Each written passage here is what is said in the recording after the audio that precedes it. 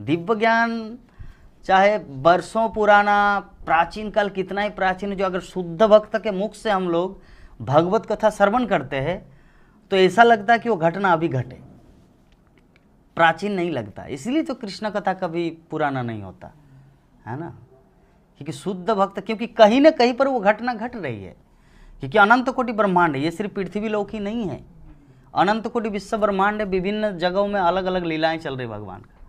कहीं पर ब्रिज बन रहा है भगवान रामचंद्र का, लंका जाने का पुल बन रहा है, तो कहीं पर सीता हरण हो रहा है, तो कहीं पर जटायु का वध किया रावण ने, ठीक है, तो कहीं पर भगवान श्री कृष्ण मिट्टी खाए, जसोदा माता को मुंह खोल के दिखा रहे, पूरा विश्व ब्रह्मांड देख रहे, कहीं पर कुरुक्षेत्र का युद्ध चल रहा है ना, कहीं पर भीम बोल रहे हनुमान को कि अपना जो पूंछ है उसको हटाओ। तो ये जितने सारे लीला है, जो दिव्य कथा भगवान से रिलेटेड, ये सब घटना कहीं ना कहीं पर चल रहा है।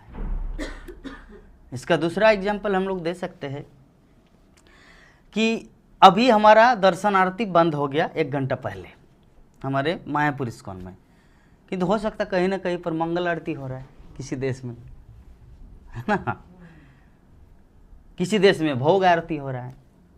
तो जब इस पृथ्वी लोक में ही इतनी विभिन्नताएं हैं, इस्कॉन में ही, तो स्पिरिचुअल वर्ल्ड के विषय में क्या कहा जाए, आध्यात्मिक जगत के विषय में क्या कहा जाए, जब यहीं पर इतना कुछ है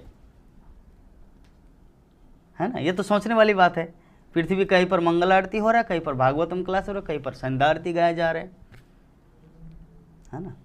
तो इस प्रकार जैसे कल हमारे गोपाष्टमी फेस्टिवल हुआ, तो फिजी में जब हम फ़ोन किए एक प्रभु जी को, तो फिजी में बोले कि नहीं, हमारा फिजी में तो आज गोपाष्टमी नहीं है। तो इसका मतलब उनका दूसरे दिन में है, उससे पहले ही हुआ या बाद में होगा। तो अल्टीमेटली ये गोपाष्टमी हो सकता है अभी यहाँ चल रहा है, फिर वहाँ चलेगा।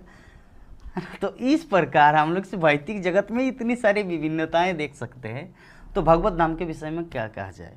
तो इसका मतलब ये जो दिव्य कथाएं हैं, ये भगवान कृष्ण की लीलाएं हैं, उनके शुद्ध भक्तों की जो लीलाएं हैं, ये कहीं ना कहीं पर चल रही, जिसके कारण जब शुद्ध भक्त वो चीज़ अपने मुख में, मतलब अपनी वाणी के द्वारा वो प्रकट करते हैं, तो वो एकदम दिव्य लगता, तरो ताज़ा लगता। क्यों? क्योंकि वो घटना घट रही कहीं पर।